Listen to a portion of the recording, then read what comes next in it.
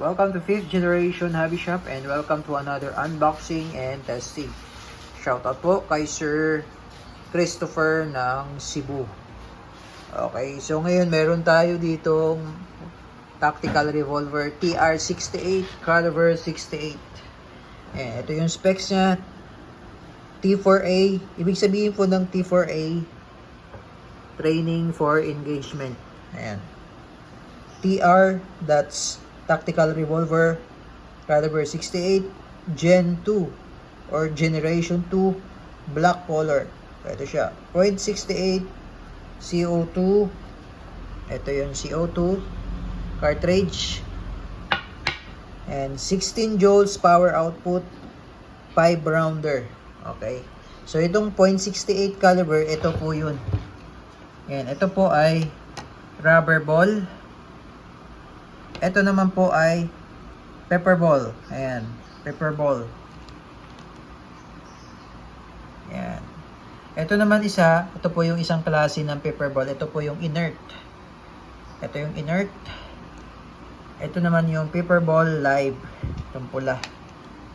Ayan. So, yan po yung mga bala ng caliber 68. Marami pa po yan. Okay? Marami pa pong bala ng caliber 68. Okay? So, yan. 7 inches barrel. Ayan, naka-fiber optic sight. Front and rear. Ito yung indicator, pressure indicator pin. Sa ngayon, nakalubog siya. Ibig sabihin, wala pa siyang pressure. Ito yung magazine. Magazine release and lock. Rail for accessories, flashlight, laser. Pwede mong ikabit. Ito naman, pwede mong lagyan ng rail for red dot optic. Ayan, pwede mo siyang bihisan. Ito naman yung quick pursing cup. Ayan, pinapasok dyan yung CO2. Ayan. So, meron siyang trigger safety katulad sa Glock. Ito yun. Ayan, ito. Ayan, yan yung trigger safety niya. Ayan. Ayan, o. Diba? Parang katulad sa Glock. Okay? Ayan, TR68 Generation 2. Okay, so load tayo kung paano i-load yung bala, yung CO2, at paano siya gumagana. Okay, so dito tayo sa magazine. Ito yung release. Ayan, ganun lang. So, pag lalagyan mo siya ng pepper ball, so nakikita nyo po yung gear niya dito, no? So, dito sa likod po natin ilalagay. Ayan, yan yung pepper ball.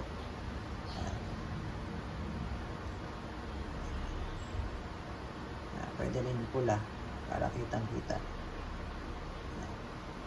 Pag paper ball, load mo. Yan. Okay.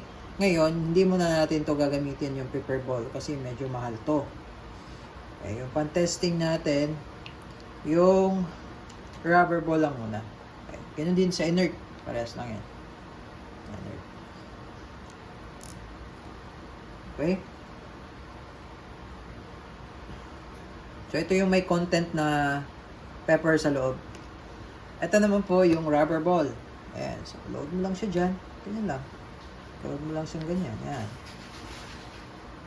Ayan. Ayan. 5 shots. Okay? And then, pasok mo lang siyang ganyan. Then, lock. Pagka-lock, iikot mo lang hanggang sa huminto. Ayan. Okay? Now, ito yung quick pursing cup. Ito yung pinapalo pag gusto mo nang i-activate yung CO2 cartridge. So, ito yung CO2 cartridge na hindi pa punctured. Okay? So, hindi pa siya punctured.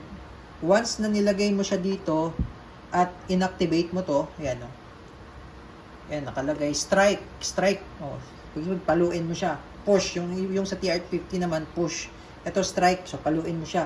Pag pinalo mo yan, meron kasi siyang pin eh. Meron yan pin na may spring. Ito yung quick pursing niya. Ayan, meron siyang parang, ayan yung matulis na yan, yung parang karayom. Tapos meron yan spring. So, pag pinalo mo to, automatic bubutasin niya to.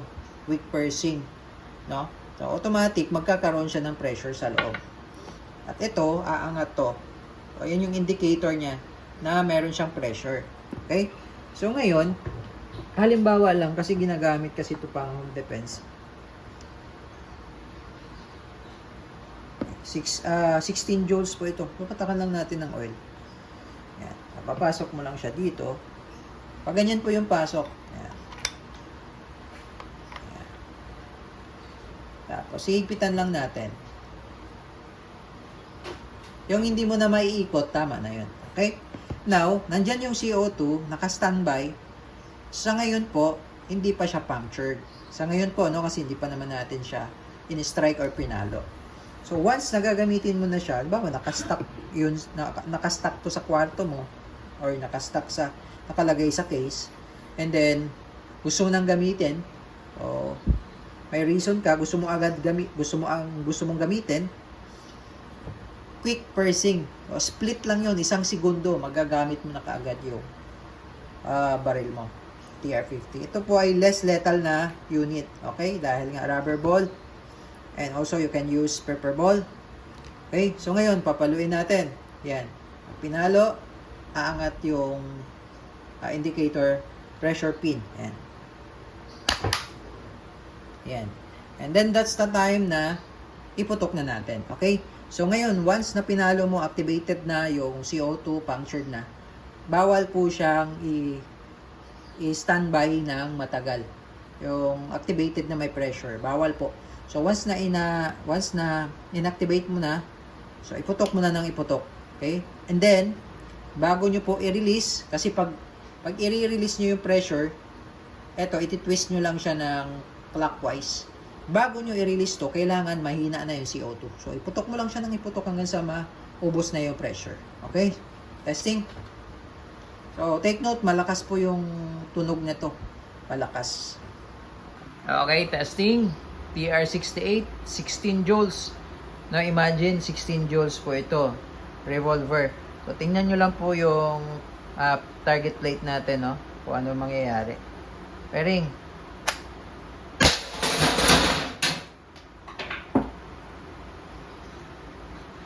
Alright. Yan. Sobrang lakas niya. Talagang hagod yung plate. So, dito na lang tayo sa box. Sa box tayo. 4 shots.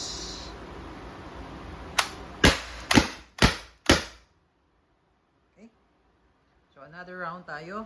Reload tayo, reload. Ayan po, nag-reload tayo na another 5 shots. Second mag.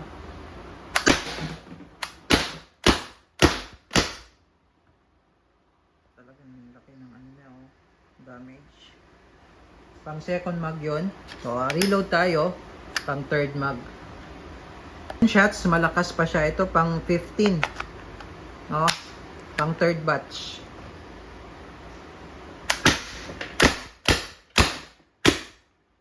Okay. So, pang third batch yun. Okay, nag-reload tayo. Another 5. Pang fourth round. Na 5.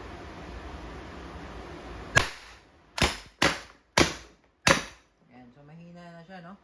Pang fourth round, so that's 20 shots.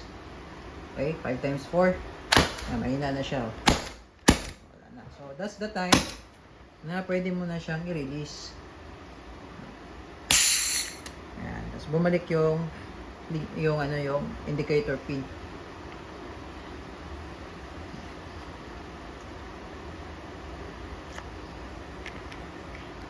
Okay. So first 15 shots, 10 to 15 shots, malakas pa. Okay?